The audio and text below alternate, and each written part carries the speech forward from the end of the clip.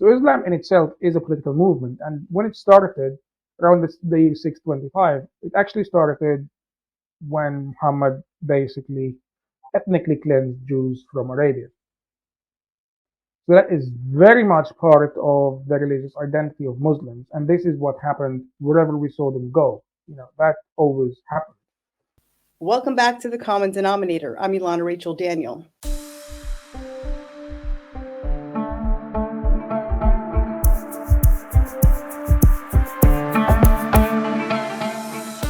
The IDF operation reaching deeper into Rafah and the outrage machine setting itself at full blast, we meet the train wreck du jour of the deep misunderstanding of the people and forces driving them in this region. This Monday, May 27th, Egyptian forces opened fire on Israeli soldiers at the Rafah Crossing. At least one Egyptian soldier died in the exchange. Prior to this, an Israeli businessman was murdered in Alexandria in early May. And on October 8th, 2 Israeli tourists were killed along with their local guide, also in Alexandria. Prior to these, 3 IDF soldiers were shot dead in another attack on the Egyptian border in June 2023. It was the first deadly exchange of fire along the Israel-Egypt border in over a decade. The backdrop of these incidents is Israel and Egypt, who are sliding into a peace accord strained like never before. And to that effect, we wish to gain an understanding of just what's going on and what are its implications. Joining us today is Khaled Hassan, a Jewish Egyptian-British counterterrorism researcher.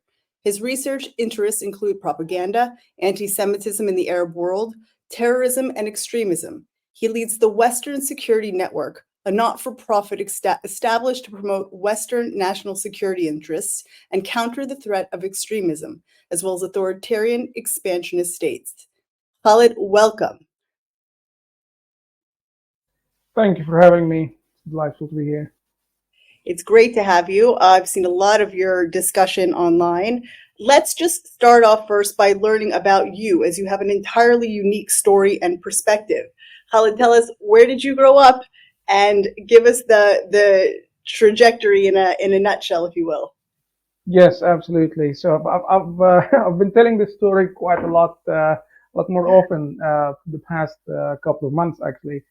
So please do feel free to interrupt me and ask if I seem to be saying it like it's a very ordinary thing. Because I was telling someone not long ago, and I said at some stage, and I said, "Oh, and I converted to Judaism," and then I went on like it's the most, sort of like a very ordinary thing that everyone does. Yes. Probably because I've been talking about it for a lot, so a lot. So yeah. So I was born in Cairo in 1990 in a neighborhood called Maadi. Maadi is actually a very, in a way, somewhat exclusive neighborhood. It's a neighborhood where you have the residence of the Israeli ambassador, where you have a synagogue actually, an old synagogue, which is, you don't really have that in many parts of Egypt. It's again somewhat of a closed community, nicer community than many parts of Cairo. So I was born to a very, ordinary middle class Egyptian Muslim family. And they sent me to an American school basically. So I learned, French, English, German, from such a young age.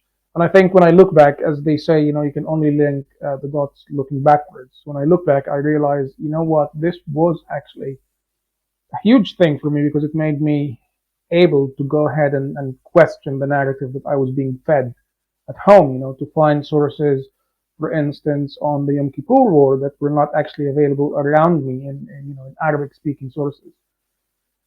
So that's how, that's my life basically. And I went to study, which is again a very middle class thing, studying business administration and economics. This was my, my, what I specialized in as an undergrad student.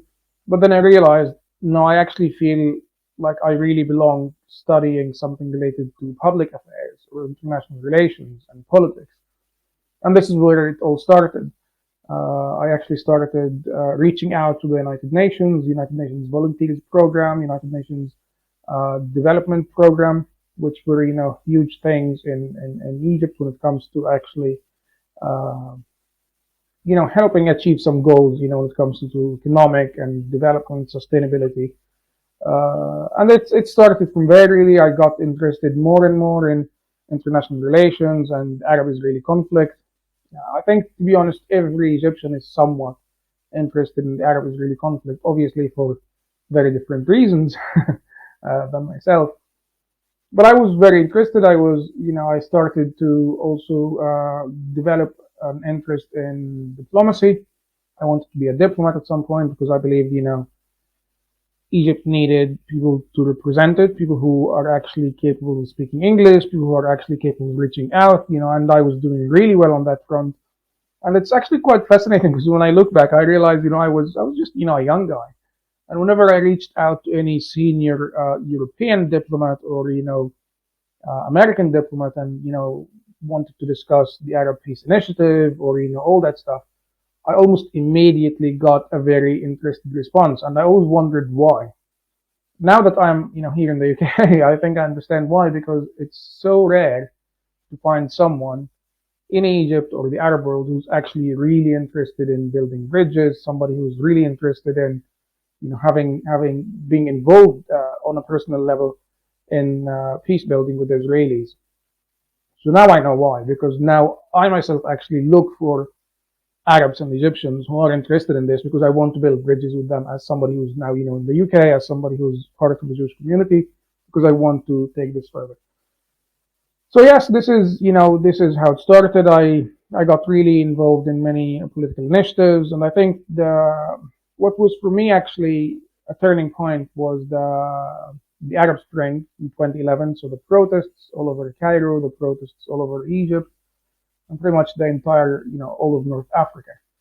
Uh, and that was really huge for me because it was a point where I got to see many things like never before. For instance, the fact that most Egyptians support the Camp David peace treaty, but they only support it in the sense that, yes, we don't want war with Israel, but we also don't want peace. So that's, it's this state of no war, no peace. So that's basically what Egyptians really preferred.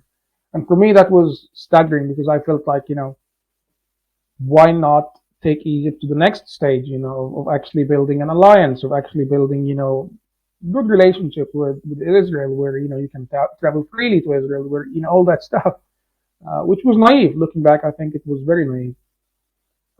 So yes, I mean, I got interested in, like I said, diplomacy, and I ended up actually working with two former ministers of foreign affairs in Egypt. Two of them, those two are actually very consequential for Egyptian foreign policy over decades. So I learned a lot from them. The only reason I don't name names is because obviously I don't think they would be very happy with my position, and that would actually put them in a position in Egypt where they are seen in a very, at least controversial way. Which I don't want to do this to them. It's not. I don't think it's the right thing to do. But I did learn a lot. I mean, one of them, for instance, and I was talking about this not long ago with a friend.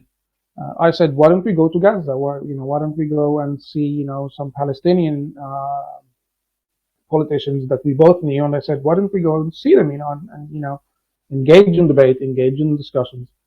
And he said to me, if I went there, Hamas would kill me. And that's an Egyptian former minister of foreign affairs. And that's a lot of, these are aspects that I think most Egyptians do not actually know. These are things that most Egyptians they're not really told about that side of Palestinian nationalism. They're not really told about how President Sadat, his death when he was assassinated, was actually celebrated by many Palestinians, including some of the biggest names in Palestinian politics.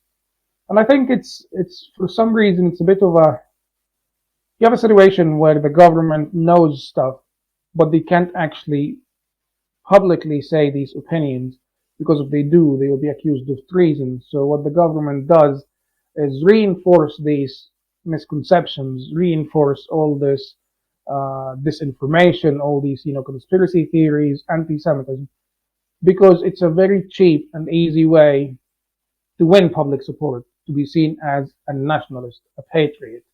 If a politician is given the choice, between, peace with Israel, actual peace with Israel, or actually, even discussing this publicly, or saying Israel is the ultimate enemy. Israel, is everything that we go through is because of, Zionists and all that nonsense. Sadly, they will go with the latter choice because they want to be seen as a patriot, not as a traitor, and be entirely shunned by society. So yeah, I got involved with a lot of organizations, the Arab League, the most senior diplomats in the Arab League, the uni in Egypt actually, and obviously the State Department and the U.S. Embassy in Cairo. Wow. So what happened? When did you? This is interesting. What about you? It might be something we get into later. Was able to even have the desire to build bridges? Isn't that opposite of what the general population felt? I always say yes, it is, but I always say it's actually a mix of being very curious and also having an appetite for risk, a large appetite for risk. Because I think for me it was this, there was this sense of why not? Who are the Jews? That I'm being told that I must be really scared of. Like who are those? Who are those people? What's this Star of David? I mean, the Star of David is seen in Egypt as something really scary. Like when people look at it, it's a mix of fear, suspicion, hate. It's a very powerful state of mind actually. And I think it's actually in a way you will see that this conflict and anti-Semitism generally has been driven a lot by symbols, as actually visual symbols, whether it's the swastika, which is obviously again something that a lot of people have very strong feelings about because obviously the Holocaust, and then you have Nazis who obviously glorify this symbol. So I think it's fascinating, and I think this actually needs to be explored further. But one thing that really did, I think, looking back, changed who I am. For 1 year, so my parents were separated. They got separated, and for 1 year, my dad decided, you know what, I'm just going to be difficult with everyone, and he decided to take me out of my school and send me to a public school, so a state school. And that state school was right across the road from Al Basatin Jewish Cemetery, which is the second oldest Jewish cemetery in the world. I think that's actually something that a lot of Jews do not even know. It's in Cairo, and it's the second oldest Jewish cemetery, and it's fascinating. History is fascinating, and I've written about this repeatedly. And I saw how people treat this. I saw how people, vandalize this. I saw how people do all sorts of horrific things just to graves of Jews. It's not even a Jew who's alive. It's not even a Jew who, could do you any harm. It's not even a Jew who's a Zionist. It's a dead Jew. And even that, it's they were not spared of, the vandalism and the anti-Semitism and the horrific anti-Semitism. So that was also another, again, milestone, I think, turning point in my life when I saw this. But that also made me develop this interest in actually, knowing more about this society. And I think it was 2014 when I joined. It was an EU-funded public diplomacy initiative, basically, which was meant to bring Egyptian youth with Israelis, Palestinians, Jordanians, and it was those four groups of people met in Cyprus for about a week. It was basically everyone staying in one hotel, everyone talking in one, having meetings all day, and then going out for drinks. I think what I found fascinating for me actually was how comfortable I felt with Jews, with Israelis. For me, it was like I was spending far more time, like after we had our discussions and everything was done, I would actually spend more time talking to Israelis than talking to Palestinians, than talking to Jordanians. I think maybe it was because I was always a bit, westernized, if you know what I mean. I liked going out for drinks. I liked, this lifestyle. And not everyone, the Jordanians and the Palestinians, they're Muslims, so they don't do that stuff. I did, so maybe that was also another. I also like to have a good time, So going out for a drink, and chatting with people is my idea of a good time. So I think that was one side, but this was the very first time I actually met Israelis. But before this, in 2011, I met somebody who's a very good friend of mine now, an American Jew who's actually, I think, in many ways, he changed my life because he actually answered many of my questions about Judaism. He's a very good friend, and I think in many ways, he guided me through this entire process, which ended up with me converting to Judaism in 2016. So I've known him in 2011, and this was all online because back then obviously I couldn't go to Israel. It was really a big thing, and it ended up with us being very very good friends, and he's actually the godfather of my son now. So it's a big thing now. But I think that's again a very long story. I think it's also I can see how my own understanding of the conflict actually developed. So I would always, in 2014, when I met the Israelis and the Palestinians would always come to me and say something, which is the complete opposite of what they said privately. Like publicly, they say, publicly they say, oh, we want peace, blah blah blah blah. Privately, they come to me because I'm Egyptian, because they believe that I'm a Muslim, just like an average guy, and they say things like, oh, we'll never have peace with Jews. It's basically the whole two-state solution is a stepping stone towards having liberating all of Palestine. That's what they would say. So then why did they, if I might interject, why did they come? Why did they go to these events that It's proposed actually peace? it's actually a very interesting question. I don't think anyone does anything for one reason. It's for many reasons. Number one, you get to leave the Middle East for a while, go to Cyprus, have a week away, which is relaxing for everyone. It's good for everyone. So I understand this. Also, you have to play the game. It's a game. The whole sort of two-state solution. This thing is pretty much a game. They play this game, and Palestinians have been playing this game for decades. They go to the negotiations and then they say, yes, we need a two-state solution, but we need you to allow all refugees to come back, which is about 5 million Palestinians coming back to Israel. So essentially changing the entire land into a Palestinian Muslim land, which is that's like, well, that's not going to happen. And then the talks collapse, and then somebody else comes. You've got, another American president who's very ambitious and wants to be like Biden, basically. He wants to resolve a conflict that has been ongoing for not decades, centuries, as I believe. And then he decides, oh, this is going to be my legacy. And then they restart the whole thing. And obviously, there's a lot of money in it. We have to recognize this. There's a lot of money for Palestinians when it comes to, aid, when it comes to all sorts of stuff. So that's it. Yeah. So you did your conversion online while living in Egypt. No, no, no. I started my conversion when I came to the UK because that had to be obviously in I person, and it had to be, it's not something that can be done online. I actually remember writing to a Chabad rabbi in 2011 and saying, listen, I want to convert, let's go ahead.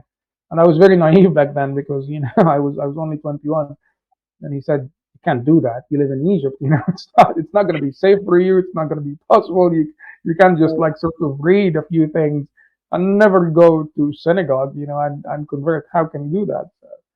Yeah, but I was naive. It's something that you don't really know much about. So, and also because it's a very interesting comparison. Anyone can convert and be a Muslim. So if somebody tomorrow started, like tomorrow just woke up and decided I want to be a Muslim, all this person has to do is just say the Shahada, which is say that you believe in Allah and you believe in Muhammad as his prophet. That's it. Voila, you're a Muslim.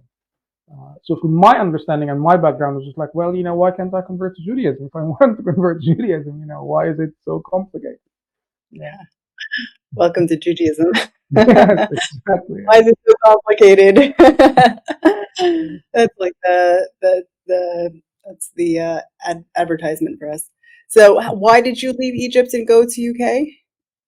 So I left Egypt because I just realized there was no place for me there. Really, it was different reasons. It wasn't safe for me to be who I am.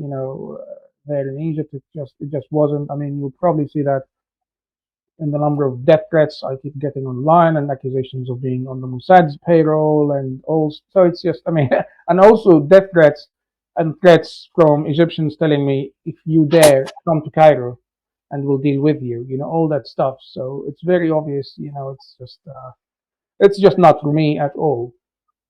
So I just decided, you know what, that's it. Absolutely a completely unique story. Have you met any other Egyptians? Have you met anyone with even a comparable story like yours? One guy, yes, I did actually meet one guy who was his story is very personal. I don't want to get into it because his story is not political at all. It's very, very personal in the sense that he was not really accepted for who he was when it comes to his sexuality as a Muslim. So he decided, you know what, it's just not for me, to be part of a faith that believes I should be killed for who I am, for being gay. So that's why he converted. He just decided, I'll just see another religion that I think fits who I am. And so that's the only guy. But I don't know anyone else. So, since we're already talking about life inside Egypt, let's talk about the anti Semitism itself, the Muslim Brotherhood, what their role is or was in the proliferation of this.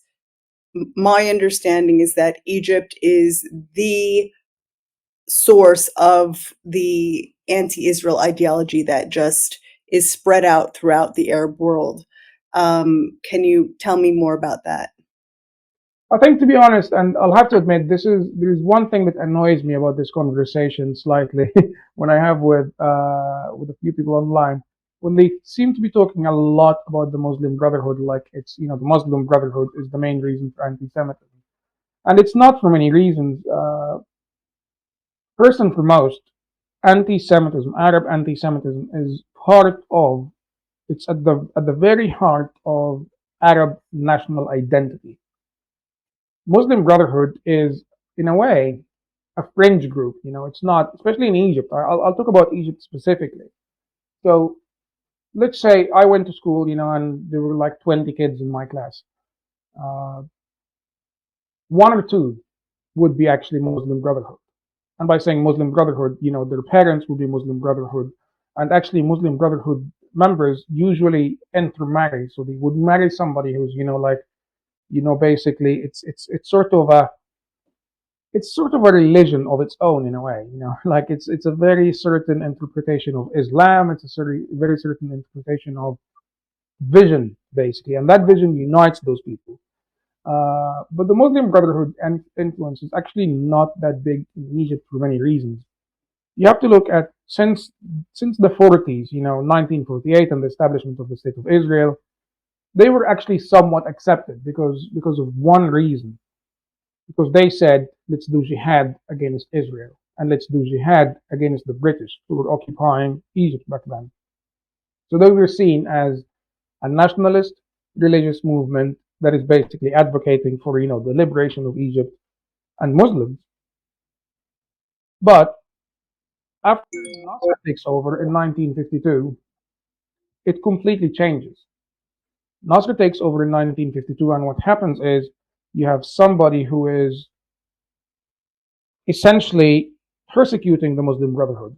So he puts them, in prison. He targets them, and actually Sayyid Qutb, who's basically the godfather of Islamic Jihad, who's basically the man who first, in modern times, actually revived jihad in many ways in his writings and everything.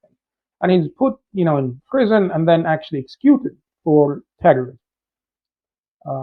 So since then, since Nasser took over, the military took over in 1952. Somebody who was, an army officer taking over, basically ruling Egypt, and then you have obviously, from Nasser and afterwards, and then you come to Mubarak, and then you come to Sisi, and they all have a military background. So they all view the Muslim Brotherhood as a serious and credible, actually the most serious threat to Egypt. So they don't really have a massive influence on Egyptian politics in the sense that, shaping the views of Egyptians, because also Egyptians are very terrified of being called Muslim Brotherhood. Because if anyone says in Egypt, like let's say your neighbor has an issue with you, like you fight over, parking space or whatever. If he says you're Muslim Brotherhood, you're going to be arrested. You're going to be, that's it basically, and you're going to have some sort of You're going to be monitored by national security. You're going to be, so it's not something that, it's something that terrifies everyone basically. Because why are they so anti-Muslim Brotherhood? Because the Egyptians see them as a threat, because the government sees them as a threat, a threat in the sense that they are basically jihadists, they are, terrorists, and they threaten the whole system of governance in Egypt. So, the Egyptians do not want to be, Afghanistan. And that's just not Egypt, by the way. That's Morocco, that's Tunisia. You're going to see this everywhere across North Africa. So I don't think, again, that's, putting the Muslim Brotherhood in context. But the thing is, anti-Semitism and anti-Israel sentiments are actually part of the national identity of Egyptians generally. So, hating Israel, seeing Israel as the enemy, is just who you are. You're taught this. You're taught this in history books. You're taught this in school. You're taught this everywhere. And also, there is this sense that for Egyptians, they believe that the Yom Kippur War ended with a victory for the Egyptians. So they are given the sense that this is the greatest achievement for Egyptians. So you cannot deny them this sense of, nationalist pride. Because if you take that away, then Egypt does not really have a lot of achievements since 1952. And that's a fact, because the economy has been going from bad to worse since 1952. Egypt lost, the Sinai in 1967. So if you look at all this, you're going to see a very bleak and very grim history, except for the 1973 war, which is again what Egyptians believe, is the proudest moment in their existence. Yes. So you say that it's a Arab national identity. We talked last week with Robert Spencer, who brought hadith after hadith about it being a religious idea, absolutely part and parcel, inseparable from the religious ideology. But you're saying national. So where is the difference there? Well, it's actually a bit of both, because it is nationalist 100%, because when I say collective national identity, part of it is religion, part of it is nationalism. This is the melting pot of of the Egyptian identity. So there is obviously a great deal of it is related to religious convictions. That's a fact. But I met millions of people who do not know the hadith, millions of people who do not really, not millions, I didn't meet millions, I met hundreds of people who do not know, that's a fact of life. There are millions of people in Egypt who are not religious, they're not, they don't pray the 5 times a day, they don't, but they still believe in this, it's part of who they are, because this is part of their national collective identity. And I think what happened also, which was very intelligent in Egypt, was mixing this religious and nationalist side. So it becomes your national identity to be against Israel, as in the sense that you are called a traitor and a collaborator if you believe that Israel should exist. But also there is a religious side to it, because they believe that eventually, when the end of time comes, there will be a war between Muslims and Jews. So really, it's inseparable in many ways. I think what happens is it depends on the person. It depends on who you are. So you're going to find that the more religious people look at the religious aspect of it. The less religious people look at the nationalist aspect of it. But regardless, it's just a melting pot that you cannot separate. It's very much their vision for the future. It's how they view the past and how they view themselves, basically. Well, that's very interesting. It leads us to that second oldest synagogue, that second oldest cemetery that you mentioned, which Yeah. clearly indicates there was once upon a time a rich Jewish community there. And then Yes, there isn't anymore, if you want to say yes, yes. I mean, history. Many people, yeah. it is tragic, because Egypt had, I think, at its peak before 1948, before the war in 1948, it actually had around 85,000 Jews. So, it was really quite strong, and they were, in many ways, very, very active in business, in politics. But by the way, it's actually very interesting because when you look before 1948, Egypt even had Freemasonry, which is, something that's, exists now in Israel, it exists in the UK, it exists in the US. Egypt had also very liberal societies. Egypt had even prostitution was legal in Egypt before 1948. And after 1948, the war comes, and then Nasser takes over in 1952, and all this changes. So Freemasonry is banned as a secret, elitist Zionist society, and political parties are banned. And then you have prostitution is obviously banned, and Egypt starts to take this pan-Arab Islamist view for the rest of its existence until this very day today. That's what a lot of people miss. A lot of people when they look at Egypt, they think, oh, Muslim, we can't do this. But actually, before 1948, a lot of Egyptians used to drink beer. A lot of Egyptians used to. Most Egyptians actually never had the hijab on. So all this started, again from 1948 when Egypt started to become more nationalist, more ideological, more Islamist. And I think now, I think it was 2022, and someone I know visited Egypt and actually met with the Jewish community in Egypt. And I think there are only 6 Jews left in Egypt now. So, yes. Do you see the country as getting more religious, more Islamist?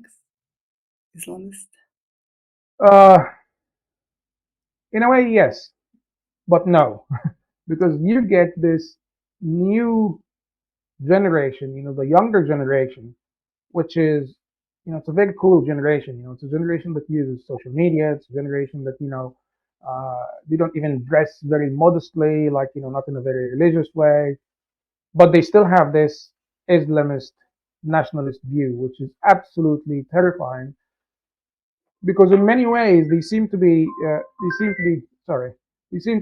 very, you know, open-minded. They seem to be very, very, very, westernized in the way they dress and everything. But sadly, it's the exact opposite. They're actually very much like their grandparents, if you will. So that's the challenge. And I think for me, I find this scary because how do you actually you can't even like if you're somebody who's dressed very religiously, then you know what to expect from this person. But if you have somebody who's very modern, very westernized, then that's a different story. Right, right. So in thinking of this, so this was an idea that I had learned, but know minimally about that. This was what I had heard that Muslim Brotherhood had been the source of this proliferation of anti-Semitism. So where would you say, or is that your take that this is something that is embedded in the religion and is taken in from the religious ideology to the nationalists across the Muslim world? Why is it so pervasive? I mean, we see multiple accounts of Hitler glorification, store names, storefronts with such names, Mein Kampf, found in a lot of rooms inside Gaza. I mean, that's going there in a very deliberate way. Where would you say that's coming from? Is it sort of just this sort of justification that they've brought from the outside in? So no, it's not from the outside in actually, because it's Islam started as a political movement, and somebody actually said this very recently. I think it was Sam Harris, which was absolutely mind blowing. I don't know why I never thought of it this way. But if you look at Moses, and by the way, the story of Moses is almost identical in the Quran. For Muslims, they believe that Moses, they don't believe that he was Jewish, they believe that he was Muslim. But the story in the sense of, confronting Pharaoh and all that stuff, it's all the same. The story of Jesus is also almost all the same, but they do believe that he was a Muslim. So they believe that all of the prophets and everyone from Muhammad and everyone before him, well, basically from Adam to Muhammad, which is, they believe that this is a whole, series of prophets. They believe they're all Muslim. However, the story is all the same. The difference is that you have Muhammad, who is a warlord. You have Muhammad, who is the head of a political movement. You have Muhammad, who's the only one, if you compare him between him and Moses and Jesus, you're going to see that Muhammad was the only one who actually established a state. So Muhammad was the only one who established a state. He's the only one who said, this is what you have to do. You have to take taxes, called jizya from non-Muslims, and for Muslims it's called zakah, which is like sadaqah. So he's the only one who did this. So Islam in itself is a political movement, and when it started around the year 625, it actually started when Muhammad basically ethnically cleansed Jews from Arabia. So that is very much part of the religious identity of Muslims, and this is what happened wherever we saw them go. That always happened. Now, Muslims would obviously argue against this, but the argument is really quite it doesn't hold water basically. So it's not really from the outside in, but what happened is you had a lot of outsider impact basically, which reinforced these convictions. So then you had, the protocols of the elders of Zion, which was embraced almost immediately. Mein Kampf, which was embraced almost immediately. And we're very unlucky in a way, because I think it was obvious that the Egyptians wanted to be liberated from the occupation, of the British. That's normal. It's normal that Egyptians would want, to rule their own country themselves. But the problem is, the only ones standing in the way of this happening were actually the West. And the West was very supportive of Israel, not initially, by the way, as we all know, but that's how Egyptians see it, that the West is very supportive of Israel, so Israel is occupation, Israel is oppression. So you feel like there is this narrative that is built with everything, obviously there is the inside force, the Islam and nationalism, and then there is protocols, like I said, which is actually from Russia originally.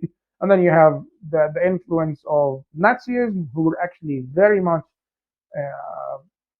supportive of Egyptian, liberation from the British. So it all sort of, again, the Arab world becomes this melting pot of Nazism, Islamism, and it's absolutely horrifying. But this is why, it's so difficult to get rid of, and it's so difficult to actually root out. But mostly, it's because, and I said this recently, one example that you have to look at Saudi Arabia. A couple of years ago, women could not drive. And then you had the scholars, Muslim scholars saying, yes, women should not drive, because if women drive, they will have sex with men, they will have, they will get all sorts of, it was all, they basically had their fatwas, which are the religious rulings, justifying this ban on driving. When Crown Prince Mohammed bin Salman took over and decided, you know what, we're going to let women drive, the clergy and the Muslim scholars found justifications for his decision, and they decided to justify this. So the problem, I believe, is that we, especially in Egypt, we've never had a president who's willing to stand publicly and say anti-Semitism is a serious problem in our society. President Sisi is actually the closest you can get to this, but he has not gone anywhere near far enough. It's pretty incredible how completely this anti-Semitism permeates the entire Arab world. You're talking about whatever number you want to choose, 1.8 billion people, and you see singular people you can count on one or two hands who are interested in peace, who are speaking aloud about peace. You don't even have so much as a signed letter by a bunch of professionals, 15 of them, 20 of them, throughout the entire Arab world. You don't hear that an iota out of people calling for peace. It's so complete. It seems almost rare. Certainly anyone who has any idea of what is happening in Gaza and how Hamas behaves understands that to even initiate peace or anything even remotely except full cheering on Hamas, I guess, would put your life at risk. Yes. But even in places that are less extreme, you don't hear it. There's not been a single march for peace or for normalization in the entire Arab world, not during this time or before. The exception I would say is the UAE.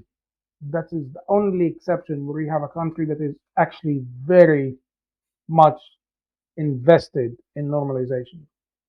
And you can see the difference between Egypt and the UAE very clearly.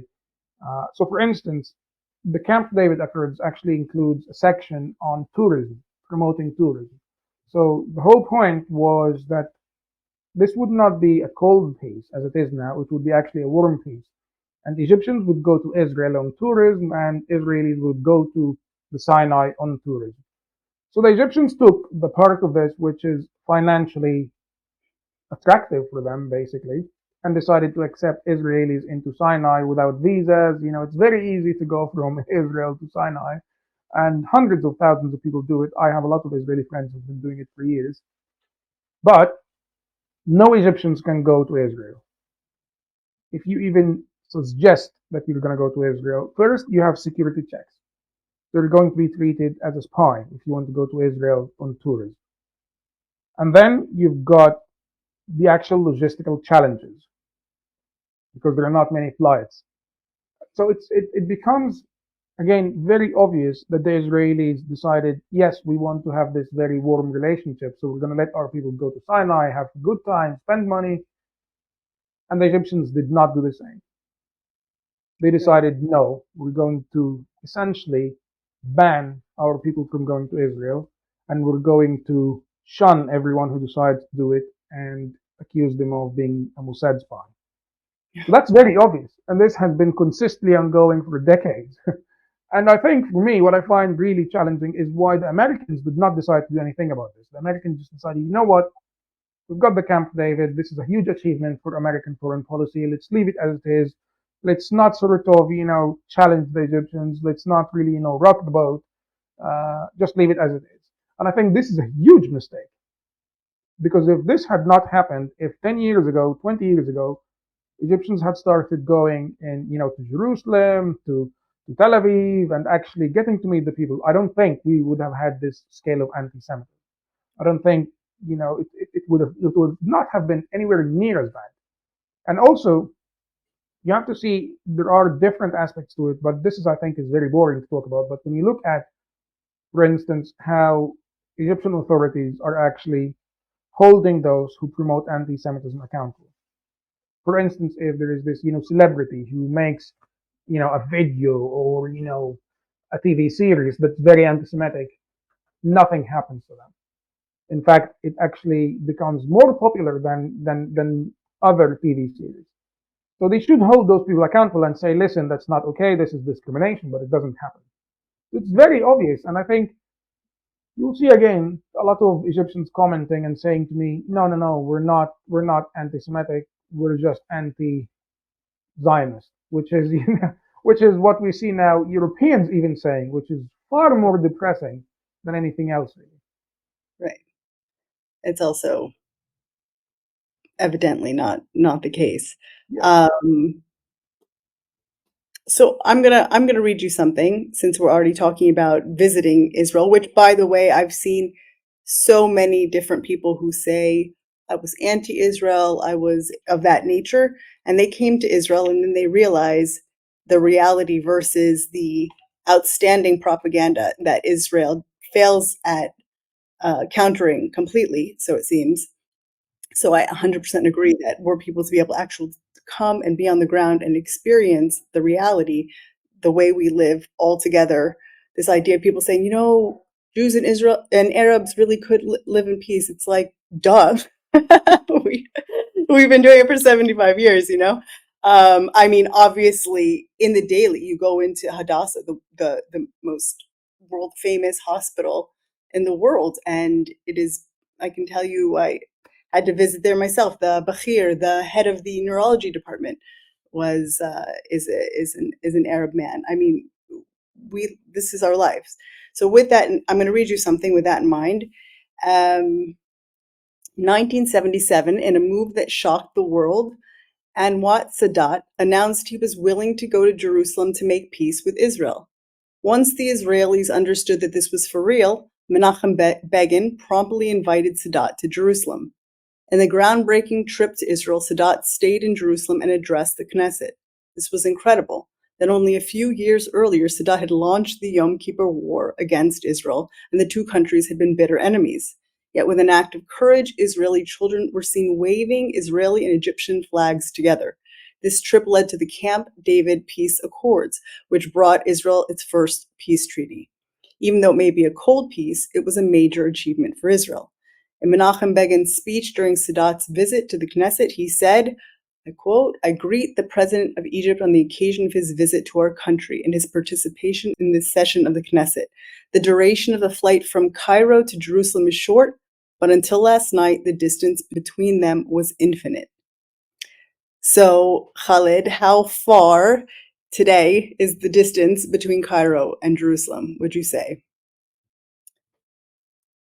I think sadly it's getting farther and farther, to be honest, which is something that I find especially disappointing because I love President Sadat, and I actually posted on visiting his residence, by the way, and I visited his hometown at the invitation of his family, by the way, which they have a little museum for President Sadat, which includes the shirt that he had on when he was shot with his own blood on it. So President Sadat is also seen as by many as a brilliant strategist. He was absolutely fascinating in every way uh, and very brave. But I think for me, I had hoped that in my generation we would see, people taking a train from Cairo to Jerusalem. This was my hope. Just like you do here, you take a train from London to Paris very easily, nothing happens, despite decades of conflict between the English and the French. So this was my hope. I think today, to be honest, it does seem that if I mean, as an intelligence analyst, a professional intelligence analyst, I have to separate between two things: an actual assessment that is based on fact, and my own prediction, which is based on a gut feeling, if you will, or an understanding of Egyptian society and the Egyptian decision makers. I can tell you that my assessment, based on the actual facts, shows that the risk of an actual serious confrontation between the Israelis and the Egyptians is actually higher than it's ever been. Now, if you ask me what my gut feeling based on personally knowing Egyptian decision makers, I would tell you that I believe that this year or next year, probably something really horrible will happen in Sinai, because I have a lot of questions about Sinai. This could be, something else that the Israelis discover, more tunnels, more, I don't know, Hamas activity in Sinai that the Egyptians could not detect, which could lead to, horrific consequences and repercussions for everyone. And potentially also, there is a likelihood of separatist movements in Sinai. There is a likelihood of, militancy in Sinai basically being triggered again, reignited again because of all that's happening. So there are serious risks that I believe will materialize over the next few months and potentially the next couple of years. And you think that's as a result of the confrontation happening right now in Gaza? I think it's not a direct result of it. It's in a way. So the situation in Sinai is very complicated for many reasons, because Egypt is not allowed to have a lot of military, basically, presence in Sinai, according to the Camp David. And there is coordination between the Israelis and the Egyptians. But I do have a lot of questions on what's happening in Sinai. For instance, on the 1st of May, there was this new organization that was founded. It's called the Union of the Sinai Tribes. And this organization is led by a man called Ibrahim al-Argani. Ibrahim al-Argani is, Sheikh Ibrahim al-Argani. He's the head of these tribes now. And these tribes this organization was actually armed. And they were armed because they were involved in helping the Egyptian military basically in its counter-terrorism operations across the Sinai. Now they've become an independent entity, and a couple of days ago, I think it was 3 or 4 days ago, uh, a delegation from Qatar visited Ibrahim al-Arghani himself and promised to invest in Sinai, promised to increase its investment. So it seems to me that Ibrahim al-Arghani is linked to different organizations and is also backed by different governments, which for me is very suspicious. There are so many questions around who he is, where he's taking Sinai, because he seems to be positioning himself as the de facto ruler of Sinai. Now, this could be some sort of reward given to him by the Egyptians because he's been, very active and very helpful in countering the, you know, terrorist threat in Sinai. So that's understandable, but also there are so many questions that we do not have any answers to. If the Qataris are getting involved, if he has some sort of links to the Qataris, who are the backers, financial backers of Hamas, then was he at any point involved in building tunnels? Was he at any point involved in smuggling weapons? That we do not know. So it's especially that the Bedouins know Sinai really, really well. I think you also know this in Israel. The Bedouins know the Negev really well. It's very difficult to end all of their smuggling activity. It's very difficult to end all of even drug trafficking and all this. So it's a very, very challenging situation. And I think there is a concept that we always talk about in intelligence, and it's the limitation of intelligence. We don't have enough answers on who this man is, what his intentions are, what the Egyptians want him to do or do not want him to do, what his links are to the Qatari government, because he was presented as an actual minister of state, for instance, receiving a delegation from Qatar, and this delegation was offering him and promising him to increase their investments in Sinai. And that all seems very odd, if you ask me, because we have somebody here who's on what authority is he acting as a head of state? So there are Absolutely. a lot of questions, but I think we also need to highlight that the Egyptian government, actually Caroline Glick wrote an article about this that I think, to be honest, is very problematic in many ways because she was suggesting that Egypt was actually a sponsor of Hamas. And we don't have any evidence of this because Egypt has been fighting Hamas. Egypt has been destroying the tunnels and building a buffer zone between Gaza and Sinai, which extends to, at its widest, about 5 kilometers inland in Egypt. So that's a real challenge. We have a lot of evidence that shows that he is actually, President Sisi is actively and openly destroying these tunnels, countering Hamas in many ways, and that continued, by the way, until at least 2020. The Egyptian army continued to destroy tunnels until at least 2020. But then now we have all of these other questions, and obviously it's very understanding that Israelis are suspicious because Israelis have, on the other side, a nation that is very proudly and openly supporting Hamas, and now they discover tunnels, and now there is this happening, and it's all raising so many questions, and obviously, people are concerned. Israelis have been, murdered and raped and taken hostage. There's also the other side, which unfortunately there is not a lot of regional influence left for Egypt because Egypt is, the economy is not great. A lot of what's happening in the region is very problematic and very difficult to deal with. But then you get this point where Egypt maintains a lot of its influence in the region, which is the part it plays as mediator between Hamas and Israel.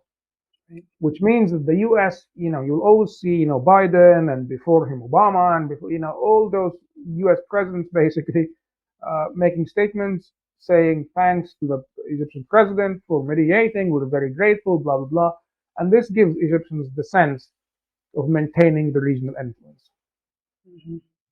So if Hamas goes, if Hamas is no more, then Egypt loses a huge deal of its regional influence, especially in terms of the Arab-Palestinian conflict.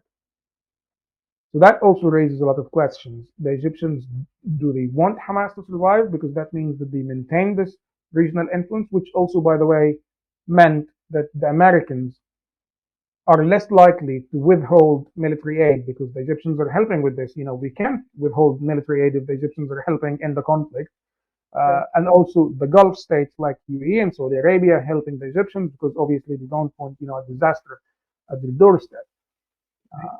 So these are all questions that I think need to be raised. And quite honestly, I said this and I'm going to say this again. The Egyptian government has always maintained secret communication with the Israelis. So it's always Mossad and the Egyptian intelligence talking to each other. I think we need to publicly talk. We need to say now enough is enough. I think we need to understand that integrity is doing what you say and saying what you do. And you need to come public and just say, listen, we're coming clean. This is what we're doing. This is what we expect. This is what we want. It is not okay. And I think this is, I said this again recently, and it's actually quite unbelievable why no one is saying this. It's a perfect example of the boy who cried wolf. When you have a nation that is very openly and proudly supporting Hamas, but secretly going to Israel and saying, you know what, we don't like Hamas. Well, that doesn't work anymore because, you have to have your public image. If you publicly are saying this, then people are going to take you for it. They're going to take your word for it and say, okay, well, you support Hamas then. And that's a challenge as well. Right. So there's a few things I want to say from that. One is I think that you're right. It was one thing to sort of keep, like you said, keep the public image. Of course, we hate Israel, but get your aid and your cold peace deals, whatever it was. But of course, post October 7th, for good and for bad, those divisions, you can't play both sides. You need to pick a plan. You are either encouraging exactly what you said so emphatically. If you don't want Muslim Brotherhood, then you don't want Hamas. And something that's important that people should know, the US gives Egypt about $1.2 billion in aid, but they have been withholding it due to human rights violations in Egypt. So there is also some tension from that side. It's very challenging because I think it's actually one of the most interesting interviews. And again, this is something that most people would not know. So Amr Musa, who was a former Minister of Foreign Affairs in Egypt, and he was basically Mubarak's, foreign policy expert. And he was asked this question in an interview not long ago after October 7th. He said, somebody asked him, we hate the Muslim Brotherhood. It was during an Egyptian talk show. And the host asked him, he said, Egypt hates the Muslim Brotherhood. We fight the Muslim Brotherhood. We designate them as a terrorist organization. Well, Hamas is an offshoot of the Muslim Brotherhood. Why don't we do the same? And it was a very curious answer because he said publicly, yes, you're right, we do this, but we have to make a separation between Hamas as a resistance movement and Hamas as a Muslim Brotherhood offshoot. So basically, what he's saying is we have double standards. This needs to end. It needs to end. You cannot look at Hamas one day and say, all right, you're a resistance movement. That's when they're killing Jews. That's when they're fighting Jews, kidnapping kids and babies. And then the other day, you look at them and decide, no, no, no, you're coming towards my border now. You're supporting the Muslim Brotherhood now. You're supporting terrorists in Sinai. So now you're a terrorist organization and I need to, take a step away from you. You can't do this. You're going to have to decide. It's obviously clear. But I think, to be honest, this does not surprise me at all because it's always been, when it comes to jihad, and that's also one of the main problems in Egypt. So Egypt was actually one of the very first countries where they used suicide bombing in their fight against the British. Suicide bombings and assassinations. It was basically, this Islamist jihad kind in the 1940s and 1950s. And most Egyptians, even the most liberal Egyptians, would tell you that's fine. If we're targeting occupiers in the sense of, British occupiers, then that's fine. And they would even argue that Haganah did it, Irgun did it, and that's fine. But they make a distinction when those jihadists start targeting Egyptian Muslims. So that's when it becomes a problem. So jihad is okay as long as it's targeting Jews and non-Muslims. but it's bad when it starts targeting Muslim Egyptian, politicians. And this is where you need to draw a line, and this is where actually the UAE really stands out. The UAE says no to jihad under all circumstances. Jihad is not okay. So that's why the UAE is completely and entirely on a different level of, I believe, as a civilized society. They completely reject jihad. They do not say jihad is okay against our enemies. No, jihad is a no-no. And I think this needs to be made very clear. Unfortunately, I don't think it's going to happen anytime soon. So I don't think it's going to happen in my lifetime, to be honest. We can only hope. Well, I mean, it's pretty short-sighted to not imagine that that same jihad that you don't want for yourself, you're going to have to stamp out in its entirety. But right, not today and not tomorrow, but it doesn't hurt to hope. So let's get into why has Egypt been so emphatically against the Rafah operation? What are they afraid of? I mean, they're not afraid of. Well, they are afraid of a few things, but it's not a fear of. I mean, a lot of Israelis have been saying, "Oh, they're afraid that you might find out that Egypt has tunnels." I don't think this is not the main fear. Obviously, there is an element of embarrassment because I think there is an element of showing everyone that maybe the Egyptians overestimate their own capabilities. When they say we're doing this, we've destroyed all the tunnels, but actually they failed to discover some tunnels, or some tunnels were basically, uh, were basically built and they didn't even find out by the Bedouins or anyone else, or corrupt politicians and decision makers. But it's very very complicated, and actually even the recent announcement by an anonymous official who is a very senior official. That's how Egypt works sometimes. When somebody wants, in the intelligence, wants to make a statement, and they don't want it to be attributed to the intelligence or military intelligence or whatever, they just use whatever platform in Egypt and say just attribute it to an anonymous senior official. But an anonymous senior official recently said, "We are struggling basically to contain and entirely control the repercussions of the Rafah offensive," which means, in a way, that the Egyptians are very worried that some unauthorized attacks would happen. If Egyptian soldiers see Israeli soldiers, they're just going to shoot at them.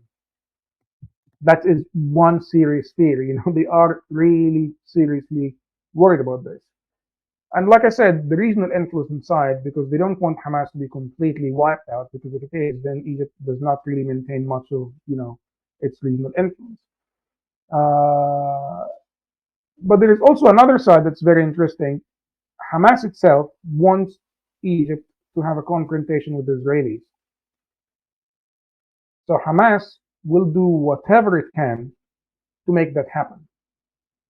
You mean like putting their launchers right on the Exactly. crossing and sticking a Jeep full of explosives right in the camp that's just been made? Do you mean like that? Exactly. Exactly. All this. So this is deliberate. This is not a joke. This is Hamas is very serious when it comes to this. They Oh, want to yeah. do this, and they also have a last resort. Since the 90s. So they've Yes. got a lot of experience. You got to excel at something. So there you Yes. go. And Please. they also have something else in their arsenal, which is a last resort. If they find that they're getting completely eradicated by the IDF, what they can do is blow up part of the wall that separates Gaza from Sinai. Oh, wow. So the problem becomes, it's not only Israel's problem, it also becomes Egypt's problem. Now, the Egyptian army cannot be seen shooting at Palestinian civilians. That would be huge. Although the Egyptian army has actually said publicly that any attempts to infiltrate the border will be met with lethal force. So they're making it very clear: if you try to come into Egypt and infiltrate Egypt, and this is aimed at Hamas and Palestinians, obviously, because it's not Israelis who'll be trying to cross. And they said, if you try to do this, we'll shoot you. It's as Right. simple. And the what, 6 or 7 or 8 fences they put up Yes, between. exactly. It's But not subtle, right? it's not subtle. But if you have a situation here where if Hamas blows up part of this fence, then Egypt will be automatically dragged into this conflict. They will have to make a very difficult decision of either shooting at Palestinians or letting them in. And they don't want to make that decision. So the easiest thing to do is ask Israel to stop its Rafah operation. Why did they so emphatically not want the Palestinians to come in? I Rhetorical mean, that's, question. there are so many answers to this, but let's put it this way. Egypt Yeah. has around 9 million refugees from Sudan, from Libya, from Lebanon. They don't want more. And also, Palestinians, if they come in, they will be basically, there will be a threat of the Palestinians setting base in Sinai and targeting the Israelis. And no one wants this for very obvious reasons. Right. Right. What are other security concerns that Egypt has in the region? Certainly obvious what's happening right along their borders, but what is their position with other nations? I don't really, I mean, they obviously have the threat from Libya, terrorism from Libya, and then the unrest in Sudan, which has led to a lot of refugees. That's really challenging. But nothing really stands out as much as this conflict in Rafah now. So you mentioned that in 2020, so Egypt took upon itself um, to clear out tunnels to their best of the ability, because it really is a question how the legendary Israeli intelligence combined with Egypt's didn't didn't detect tunnels big enough to drive a car through, which clearly have been funneling tremendous amounts of artillery and potentially much worse. What are your thoughts? And you mentioned something again that happened in 2020 that might have changed the. So the challenge here is we have to be Mhm. very honest, and we also have to recognize that even Israel did not uncover a lot of the tunnels that existed, even very close to the Rafah Crossing. Even, obviously, all of that equipment that went into Gaza, and Israel's intelligence is far superior to the Egyptians. We have to recognize this. The Egyptians will never say this to you, and publicly, because they will feel like ashamed of saying, "Listen, Israeli intelligence is better than ours," and they themselves did not discover a lot of that stuff. So it's not only the Israelis. You've got the Israelis, you've got the Americans. The Americans have a lot of investments, intelligence investments in the region, and they didn't discover a lot of that stuff. So I think, again, this is my advice to the Egyptians. They need to come clean and they need to say this. But if I was an Egyptian decision maker, this is what I would do. I would say, listen, we just didn't find out. Whether it's ineptitude or whatever, we did not find out about these. We had no knowledge of these tunnels. Just like Israel did not have knowledge of October 7th, or did not have knowledge of the scale of October 7th, or even the equipment and the weapons that would be used in October 7th, as well as the tunnels that were just a couple of hundred feet from the Rafah Crossing. So there are many questions. I will tell you, I honestly don't know. This is my own estimation that the Egyptians maybe did not know. There is also potentially a bit of corruption. So Egypt, in a usual game of chess, you're gonna have two players.